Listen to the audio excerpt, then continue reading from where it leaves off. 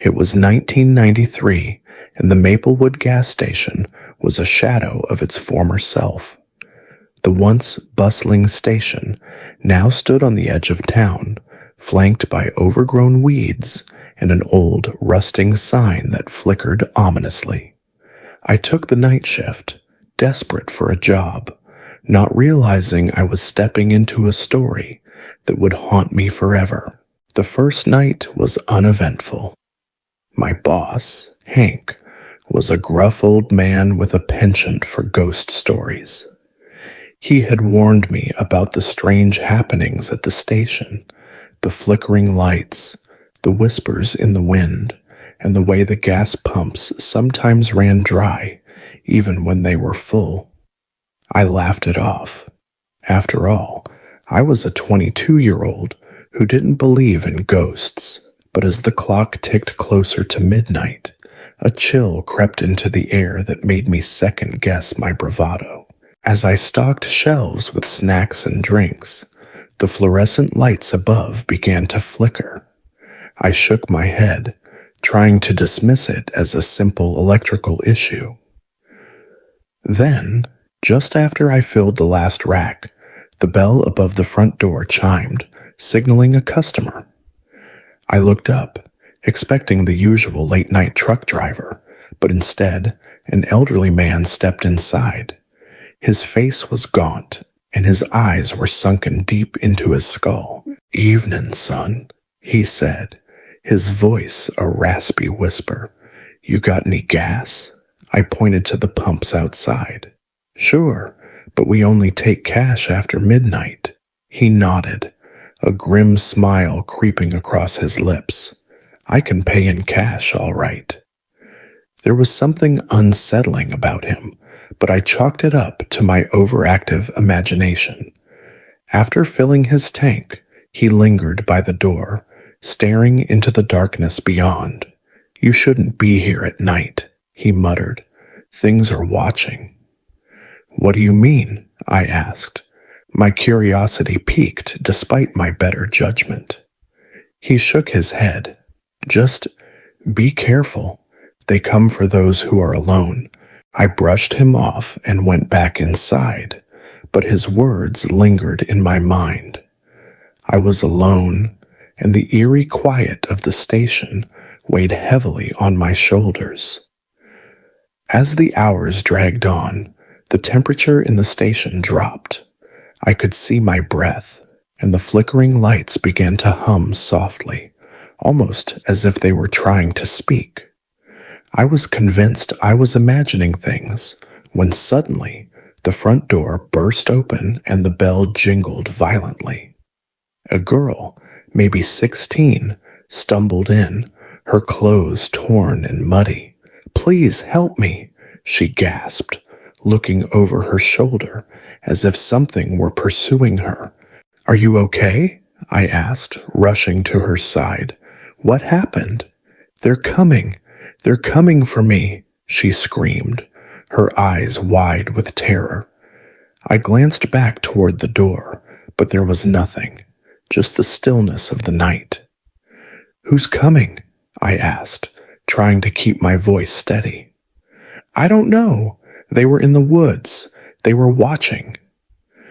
She was shaking, and I felt my own heart race in response. I grabbed my phone to call for help, but there was no signal. The night seemed to swallow all sound. "Let's lock the door," I said, moving quickly to secure it. As I turned, I heard a low growl outside. My blood ran cold. The girl's eyes widened as she pressed against the wall, her breath coming in short gasps. "They can smell fear," she whispered. Suddenly, the lights flickered again, and a loud thud echoed from the gas pumps. I could see shadows shifting outside, darting between the pumps and the trees. "Stay close to me," I urged her, trying to project calmness I didn't feel. Just then, the power went out entirely. The fluorescent lights dimmed to nothing, plunging us into darkness. I fumbled for my flashlight, heart pounding, and switched it on. The beam cut through the blackness, revealing the girl's terrified face. "I can't stay here," she cried. "They'll find us." I wanted to reassure her, to tell her everything would be okay, but I couldn't shake the feeling that we were not alone.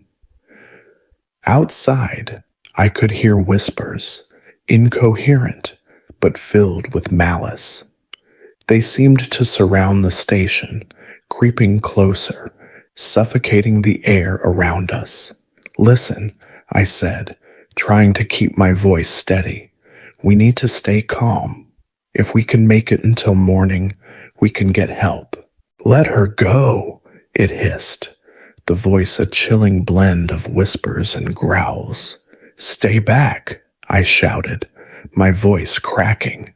I raised the flashlight like a weapon, even though I knew it was futile. The creature took a step forward, its smile widening. Suddenly, the girl screamed, a sound filled with raw terror. I turned to see her darting toward the back room, but before I could react, the creature lunged for her.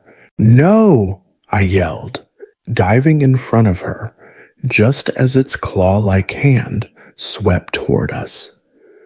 I felt a cold rush of air, like death itself, as I pushed her aside. We tumbled to the ground, the creature hovering over us, its breath rancid and foul. I grabbed a nearby wrench from the tool shelf and swung it at the creature with all my strength. The wrench connected with a sickening thud, and the creature recoiled, its expression morphing from hunger to surprise. "Run!" I shouted, scrambling to my feet. The girl and I bolted toward the front door, but the moment we reached it, the shadows outside shifted, revealing more figures emerging from the fog. They were all around us now, their eyes glinting with malicious glee. "You cannot escape," they whispered, a chorus of voices that echoed in my mind. Desperation clawed at me as I grasped the girl's hand and pulled her toward the back exit. "We have to get to the woods," I urged, adrenaline coursing through my veins. We burst through the back door and plunged into the dense foliage, the cold night air biting at our skin. The sounds of the gas station faded behind us, but the whispers followed, slithering through the trees. "Keep running," I shouted, adrenaline pushing us forward. The woods were thick, branches snagging at our clothes, but we didn't stop. I could hear them behind us, their footsteps drawing closer, a menacing symphony of pursuit. We stumbled deeper into the woods, hearts pounding, fear driving us forward. I could feel the weight of the darkness pressing in around us. Just when I thought we might escape, I heard the unmistakable rustle of leaves behind us. I turned to look back, and in the dim light of the moon, I saw them, the creatures, their forms shifting and flowing like shadows.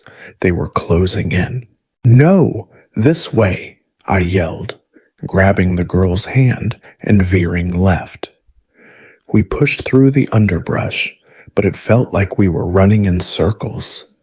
The whispers grew louder, drowning out our thoughts, wrapping around us like a shroud. Just when I thought we were trapped, I spotted a clearing ahead. "There!" I shouted, my heart racing with hope. We burst into the clearing, gasping for breath, but as we reached the center, I froze. In the middle of the clearing stood an ancient tree, gnarled and twisted, its roots snaking out like claws.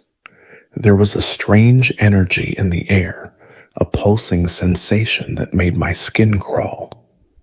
"What is this place?" the girl whispered, looking around, her eyes wide. I had no answer, but the whispers were now a deafening roar, filled with rage and longing. I could see the creatures gathering at the edge of the clearing, their glowing eyes fixed on us. "We can't stay here," I said, panic surging through me. "We have to get away from them." But as I turned to leave, the ground beneath us trembled. The tree seemed to shudder, and the air thickened with a sense of dread. I looked back at the creatures, their forms undulating, and suddenly it clicked. This was their domain. They were drawn to the tree like moths to a flame. "Don't look at them," I shouted, turning my back on the horrors closing in around us. "We need to find a way out." We ran along the edge of the clearing, desperately searching for a way through the tangled underbrush. I could feel the creature's presence behind us, their whispers becoming a cacophony of rage.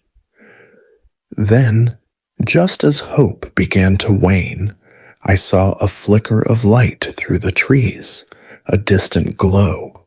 "There!" I shouted, pulling the girl toward the light. We sprinted toward it, branches scratching at our arms, the whispers growing fainter as we neared the glow. Finally, we burst through the last of the trees and into a small road. The gas station loomed in the distance, its neon sign flickering. But we weren't out of danger yet. The creatures were close behind, shadows spilling from the trees, their whispers twisting into a furious roar. I grabbed the girl's hand tighter, pulling her toward the gas station as the fog swirled around us. "Run!" I shouted, adrenaline fueling our escape. We sprinted toward the door, and I yanked it open, dragging her inside. The station felt different now, as if it had been waiting for us. The lights flickered back on, casting a harsh glow across the room. I slammed the door shut, locking it behind us as the creatures slammed into the glass. "They can't get in," the girl gasped, leaning against the counter, breathless. But I knew better. The whispers intensified, pounding against the walls like a storm. "You cannot escape," they cried. "You belong to us." I turned to the girl, desperation in my eyes. "We need to find a way to stop them." The old gas station had been a trap, and we had unwittingly walked right into it. As the creatures began to pull at the door, their forms warping and shifting, I spotted the old maintenance room in the back. "We have to go there." We sprinted toward the door, the shadows pressing against us like a living thing. I kicked it open, and inside I found tools and equipment piled high. In the corner, I spotted a large canister of gasoline. "Help me!"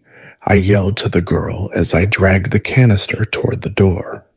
I poured gasoline across the entrance, creating a barrier. "What are you doing?" she cried, her eyes wide. "We need to keep them out," I shouted. I grabbed a lighter from my pocket, my hands shaking. Just then, the door buckled, and I could see the creatures pressing against the glass, their hollow eyes staring hungrily at us. "Now!" I yelled, and just as I flicked the lighter, the door burst open, and a wave of darkness surged into the room. I threw the lighter into the gasoline, and a bright flame erupted, illuminating the darkness and casting the creatures back. They shrieked, their forms twisting in agony as the fire blazed. "Come on!" I shouted, pulling the girl away from the flames. We dashed through the maintenance room and into the back exit, escaping the inferno. As we emerged into the night, I turned back to see the gas station engulfed in flames, the creatures screeching as the fire consumed them. The whispers faded into the night, replaced by the crackling of fire. We stumbled into the woods, finally feeling the weight of the nightmare lift. The moonlight guided our way, and we kept moving until we reached the main road. A few hours later, we stood in front of a diner, trembling but safe. I looked at the girl, who was still in shock. "You okay?" I asked softly.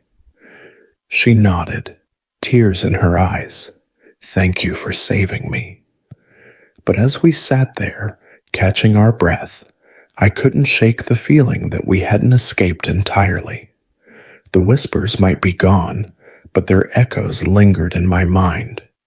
And deep down, I knew that the gas and go would always be a part of me, a dark reminder of that night, forever etched in the shadows of my memory.